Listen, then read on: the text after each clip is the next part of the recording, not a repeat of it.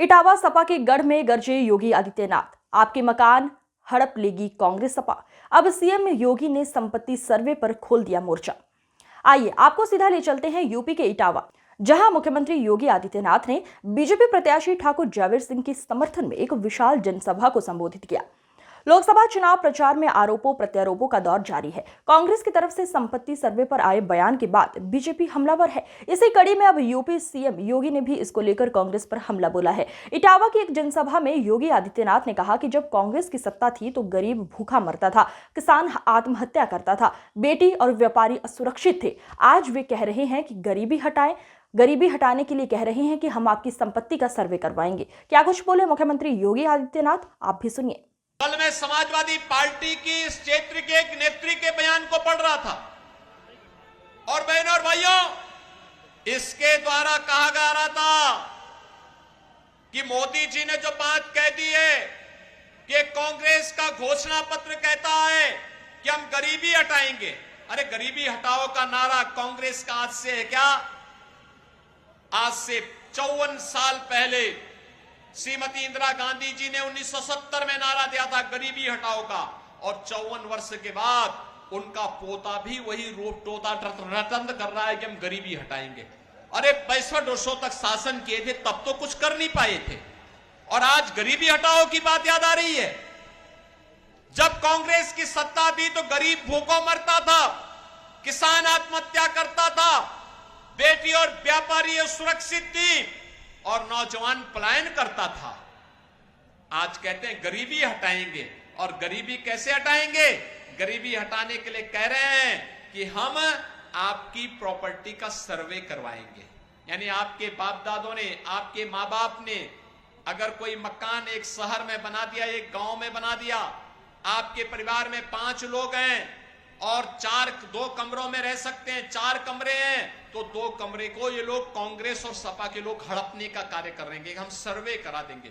अरे मेहनत करेगा हमारा आदमी, और हड़पने के लिए फिर एक कांग्रेस और सपा के गुंडों को आप चूड़ देंगे कि वे आपकी संपत्ति को हड़पने का काम करेंगे? क्या ये अधिकार देंगे आप? लेकिन कांग्रेस और सपा का इंडी गठबंधन का घोषणा पत्र इस बात को कहता है।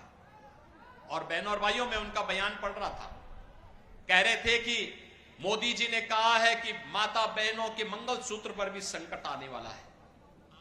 हमारी हिंदुस्तान की संस्कृति है, शिष्टाचार है, परंपरा है कि हमारी माता बहनें स्त्री धन के रूप में जेवर को अपने यहां संभाल करके रखती हैं। दुनिया के अंदर कहीं नहीं मिलता, केवल हिंदुस्तान में हमारी माताएं बहनें रखती है।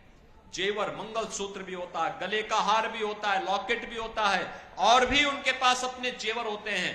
पैसा होता है, उसको संभाल के रखती हैं, फिर जेवर खरीदती हैं। ये हमारे लिए गौरव की बात है। 500 वर्षों के बाद अयोध्या में रामलला विराजमान हुए हैं। हुए हैं ना? हुए हैं, कोई संदेह है क्या? भाजपा जो कहती है सो करके दिखाती है।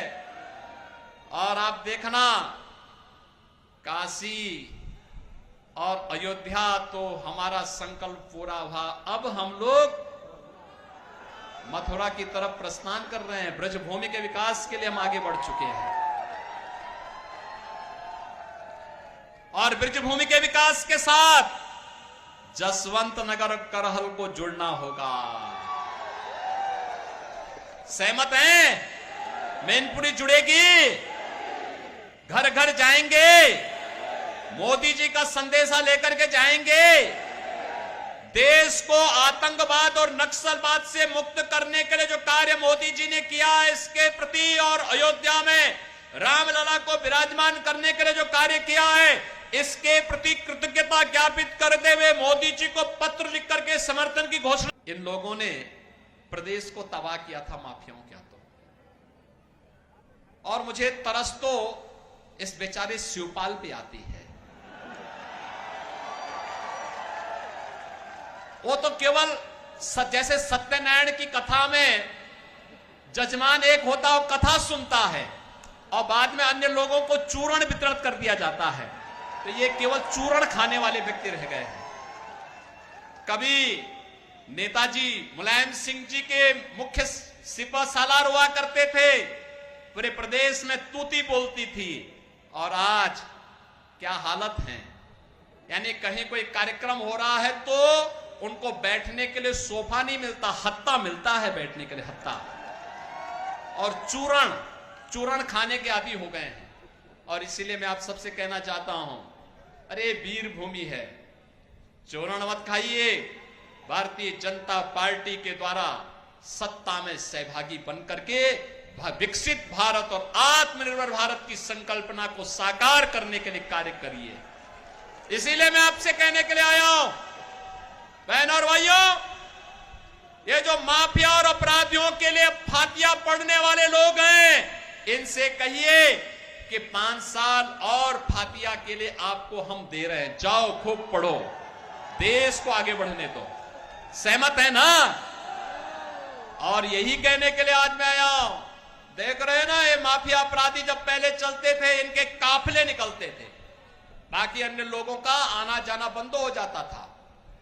और अब इनके गले में तख्ती लटकी है, कहते हैं हुजूर एक बार केवल जान बख्श दो, थैली लगा करके आजीविका चला लूंगा। अब जमीन कब्जा नहीं कर पाएंगे लोग। पहले बोलते थे ना, जो प्लॉट खाली है वह प्लॉट, उस पे कब्जा करते थे जबरदस्ती, सपा का बोर्ड लगा के कब्जा कर लेते थे। अब भी कब्जा कर पाएंगे क्या? अभी बड़ा हास्यास्पद बयान यहां से समाजवादी पार्टी की नेत्री का आया। उनके द्वारा कहा जा रहा है कि मोदी जी, पुलवामा के शहीदों के जो विधवा है उनके मंगलसूत्र का क्या हुआ?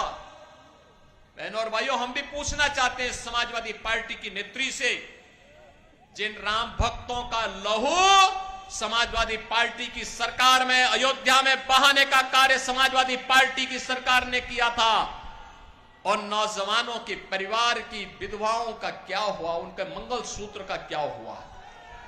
हम प्रश्न पूछना चाहते हैं बहनों और भाइयों, और ये प्रश्न आपको भी पूछना चाहिए।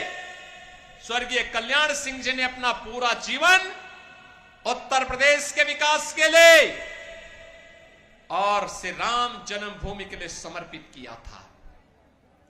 कल्याण सिंह जी की मृत्यु हुई, होता है, मृत्यु होती है। मुलायम सिंह जी की मृत्यु पर मैं स्वयं उनके पैतृक गांव में आया था, और सैफई में आकर के मैंने स्वयं वहां श्रद्धांजलि अर्पित की थी, क्योंकि वे उत्तर प्रदेश के मुख्यमंत्री के रूप में उनकी कुछ न कुछ सेवाएं तो थी। मैं आया था, मेरी पार्टी के लोग आए थे, प्रधानमंत्री जी ने शोक व्यक्त किया था, लेकिन स्वर्गीय कल्याण सिंह जी की मृत्यु पर समाजवादी पार्टी के अध्यक्ष और समाजवादी पार्टी की तरफ से कोई शोक संवेदना नहीं व्यक्त की गई। बहनों और भाइयों, स्वर्गीय कल्याण सिंह जी के साथ इस प्रकार का भेदभाव, और अभी आपने देखा होगा एक माफिया मरा था, उस माफिया के लिए फातिया पढ़ने के लिए समाजवादी पार्टी के लोग कैसे विधवा विलाप कर रहे थे, यह भी दृश्य आपने देखा होगा, वह भी दृश्य आपने देखा होगा। क्या उत्तर प्रदेश में इन माफियाओं को इसी प्रकार से, जैसे सपा की सरकार के समय में ये लोग व्यापारियों पर कहर बरपाते थे, बेटी की सुरक्षा में सेंध लगाने का कार्य करते थे, क्या इस प्रकार की छूट मिलनी चाहिए? क्या मिलनी चाहिए? क्या नौजवानों के साथ खिलवाड़ करने की छूट मिलनी चाहिए? क्या